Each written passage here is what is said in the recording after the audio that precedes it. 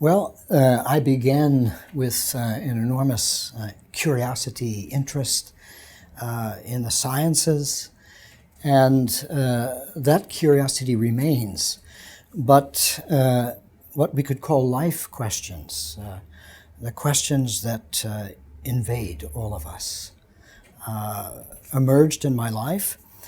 These questions are not against science, but science is not perhaps best equipped to prosecute these questions.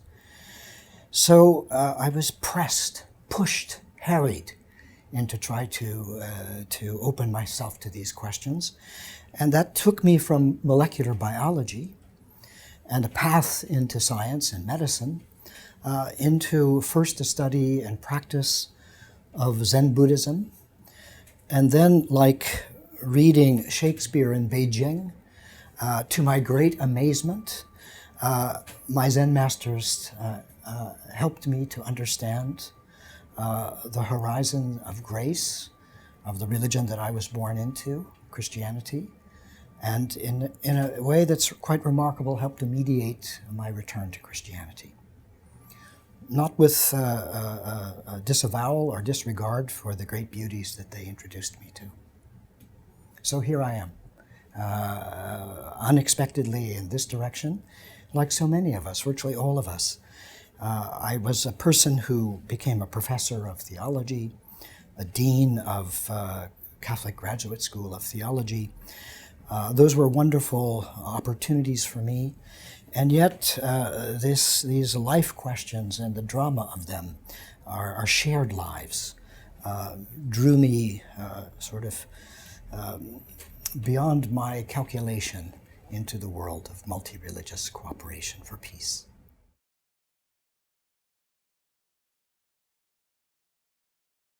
Well, first of all, one is wise to look at the religion's own analyses of why we're so prone to violence. It's true that religious people can succumb to the very pressures that their own religions analyze as drivers of violence. We don't need to be shocked at this. If we are sensitive and examine our own hearts, we realize that we do all sorts of things that we ourselves deem to be irresponsible and are against. And so that happens for us as groups as well. So I think there's no imperial neutral ground upon which to condemn our human groups, religions included. Rather, there are communities of sustained interrogation and discourse about what's gone wrong with the human project. Why are we so prone to hurt ourselves, to reject others? And religions are one of the greatest sources to understand how we ourselves are prone to misconstrue our identities as a justification to be violent against others. Let's take a clue from here in the United States. Think of our he's celebrated around the world, beloved Dr. Martin Luther King. He's in a little church. He's a Christian and he's speaking to Christians using their texts, but he illumines those texts so that the scandal of racism, of apartheid, is seen as an abomination of religious faith and of human dignity. Now, little Martin Luther King walks out of the church, walks down the street, stands on the nation's mall. He's the same human being, the same man, but he can't give the same sermon. Out in front of him are Jews, are Muslims, are humanists, atheists, people of commitment and care. He's got to speak in a new way. He's got to speak in what I would call public language. He's effectively bilingual. He hasn't left being a committed person of this particular tradition, but he can't prosecute his case except for among the Christians in that religious language. Today, the revolution is this, that religions around the world are becoming bilingual. You don't have to become a Buddhist to hear what the Buddhists care about. You don't have to be a Muslim to not only hear what the Muslims care about, but perhaps be committed to what Muslims are committed to. Today, the world's religions are putting problems at the center of the table and discerning deeply held, widely shared care. And they're being able to align themselves around that shared care. People aren't, for the most part, changing their religions. In fact, they have some version of the experience that I had, that the deep experience of another faith is helping them to illumine dimensions of their own past which seemed out of reach before they had that extraordinary experience.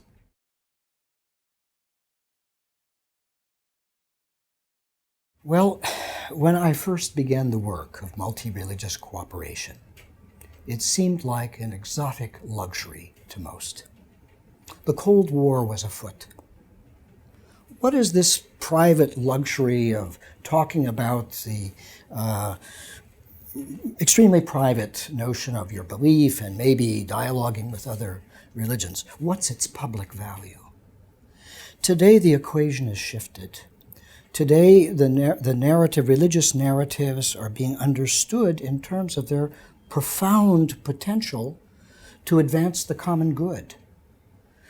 When the HIV/AIDS pandemic was roaring across Africa, there was a lot of money, but there was an extraordinary bottleneck for that money until we could figure out what could you do at a local mosque or church that was high impact, low cost, and replicable.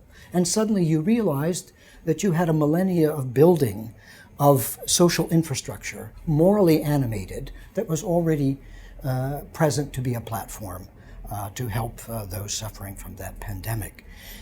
They became public agents serving the common good. And often one service delivered by a mosque, so the whole village went there, and the next service delivered by a church or another religious community, so that the community was actually being knitted together in their differences as they worked to solve this enormous challenge. This is happening in issue after issue today.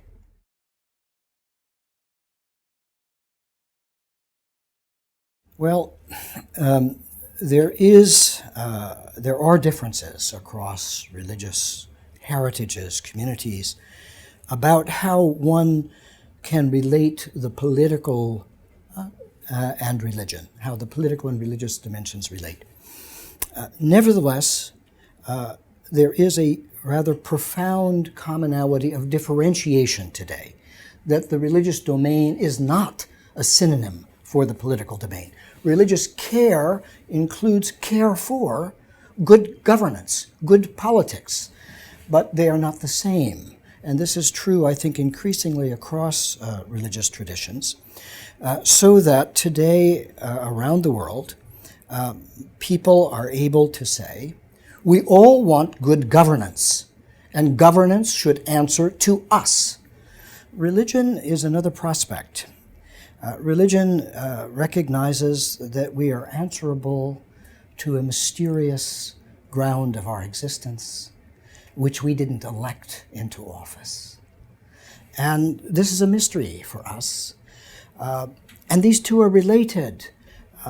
Plato recognized that the soul that turns into its infinitely open center orders itself, that it becomes disordered when it turns out of its own infinitely open center. And that notion of an ordered self became the analog for an ordered society. And this was the original experience, that if we aren't open to the transcendent, we will disorder ourselves. And if our societies aren't open to the transcendent, which means mystery, it will foreshorten itself.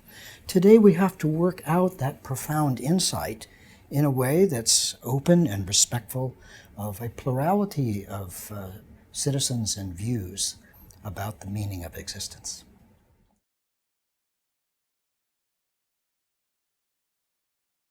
Well, first, when Religions for Peace has done it, it simply means that the religious communities working together within Religions for Peace have done this. So I salute, I admire, and I I am grateful for the courage that I've experienced in place after place around the world. In Bosnia, in the bitter aftermath of civil war, after Srebrenica, the Islamic and Christian community and Jewish community came together. They went on the radio, they went on the television, they stood before their own populations. Act of extraordinary courage. At the Clinton Global Initiative,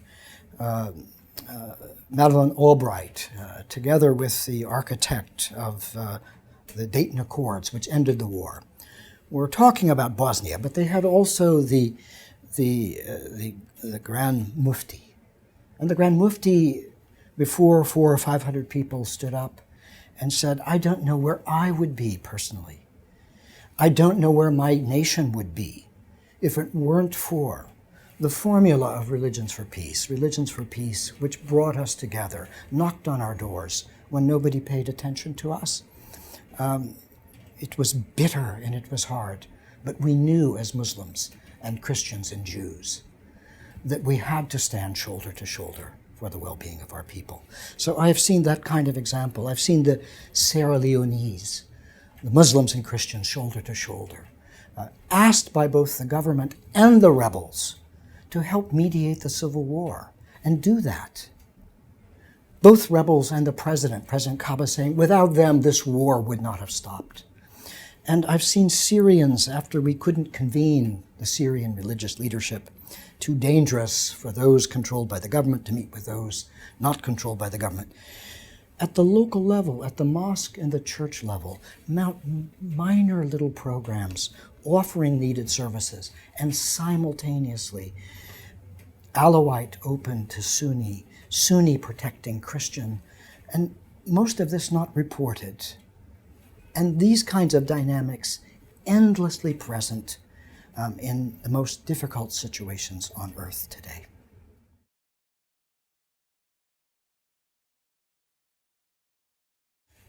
Religions have each their own positive vision of peace.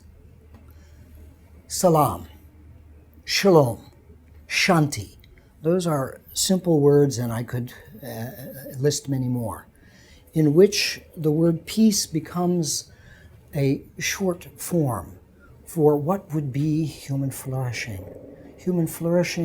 in the face of great human failure, frank acknowledgement of human hearts going astray. So the question needs to be framed in very original terms. Life questions haven't just occurred to us in the last decade or so. They've been occurring since human beings have been conscious. And human beings have found the answer to those questions lead them to the very edge, the very lip of their own existence, where it peers off into a mysterious ground. And they have come back saying that despite my frailty, despite the untrustworthiness of my own heart and of my own community, still reality is good and you can trust it. And it's on that basis that they would argue that we are called to peace. Now, do religions fail their own sublime visions? Do they need to mature endlessly into their own jewels of confidence and hope? Of course, the answer is yes. Let everyone look at their own heart and see if they need to grow a bit. So we have to frankly acknowledge the bitter entanglement of religion with intergroup conflict. But we have to be equally bold to argue that the best medicine against that is lying within the religion's own most original insight into the goodness of reality, upon which one may have hope and have confidence. Religions are beginning to build a consensus on a shared positive vision of peace. and it is that all have human dignity. Each religion grounds that human dignity in their own understanding of transcendence. All are obliged to unfold their human dignity. Parents tell children, you have many gifts, you must not be lazy, you have to unfold that. That's an imperative that has deep echoes across many religious traditions. But that unfolding of human dignity is linked to our common good.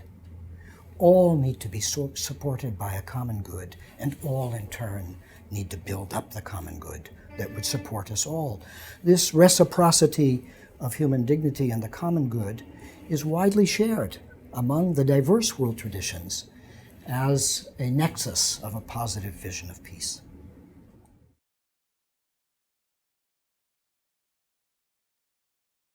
Well, I draw my leadership lessons from history from the domain of religion. Leadership, good leadership, is first and foremost not a technique. It lies at a deeper level than simply a variety of techniques, however useful they may be. To get closer to what moves me, I would have to acknowledge my admiration for high IQ. But by IQ, I don't mean intelligent quotient. I mean irony quotient. And let me illustrate with a Buddhist example, the great Bodhisattva tradition. The teaching that you can only have yourself by surrendering yourself. That the key to self-realization is utter concern for the well-being of the other. An insight expressed across many different religious traditions that sacrifice is not foolish. It means foregoing a lesser good for a greater good. It means that what can appear to be defeat, for Christians, the end of Christ's life, a torture murder, could be a triumph, could be a disclosure of an unlimitedness of God's love. These are peculiar lessons that are in the domain of high irony quotient. Those same lessons allow believers to simultaneously love their tradition and critique many of their own community members as purporting to operate in its name, but often reducing, even violating its inner dynamic. So this is the lesson that I observe in the most acute forms in the religious communities, all of them. They're extraordinarily high irony quotient. And this has helped me very greatly not to be dazzled by some forms of success and not to be frightened by lack of enthusiasm at any given moment by what I truly believe is to be the right course of action.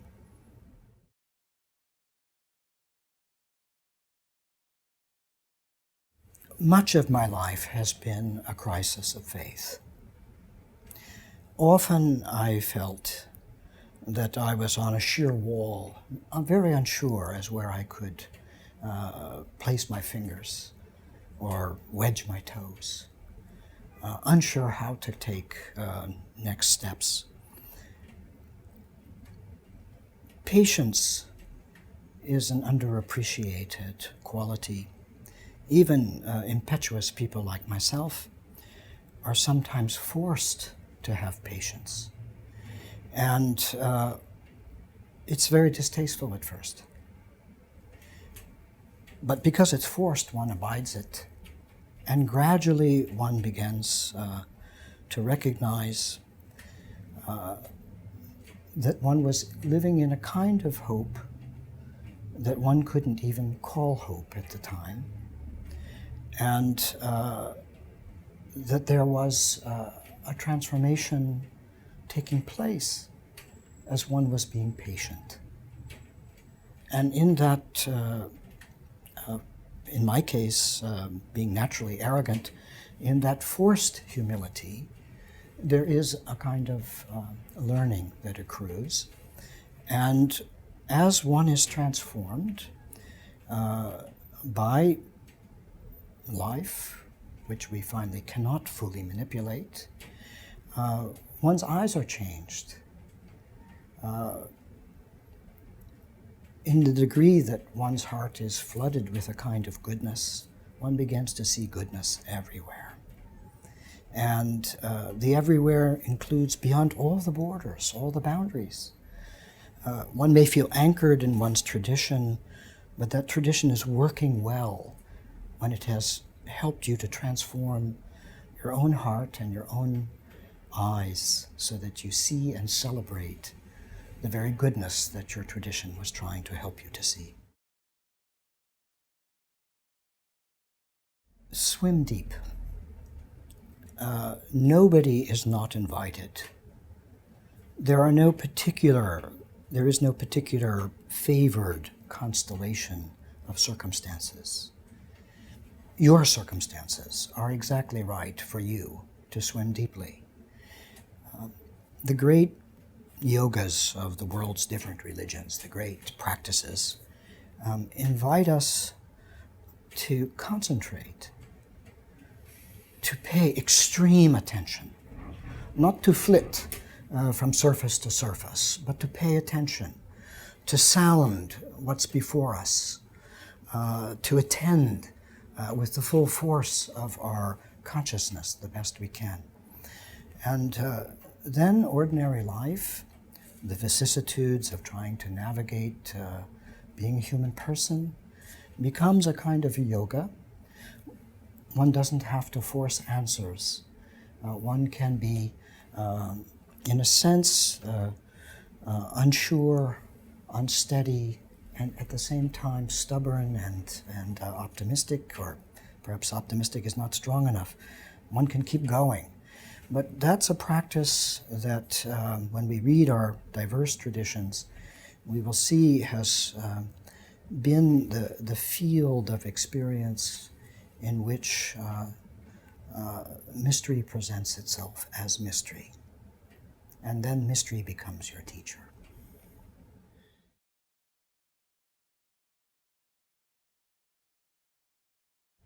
Meaning is the question. Some have come with the answer that we're a useless passion. We are passion, but the passion has no meaning. I don't experience life that way, although I felt the withering weight of that question in significant chapters of my own life. And so I have great sympathy that that question and that experience can be a profound teaching opportunity for all of us. We shouldn't shy away from it. We should, in a sense, plummet if we can. But I don't experience it that way. I do experience in the most extreme situations that my work has placed me in, that people bear the unbearable. They find hope where there doesn't appear to be any grounds for hope, and they forgive the unforgivable. Does that express reality? Does that offer an expression of the very deep structure of reality? For me, it does. Because those exact examples are examples where people have been stripped of what they thought they wanted, of what they had every reason to desire, from their hopes, plural. And yet they carry forward, when all seems to have been taken, still with an abiding, almost indomitable sense that life is meaningful and purposive. And so I'm compelled by that personally. I'm compelled in small ways in my own small life. This is water that all are invited to taste for themselves.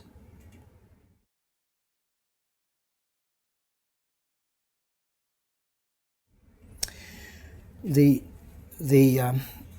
it's interesting. Modern science begins to become the great ally of the traditions that we would call virtue traditions.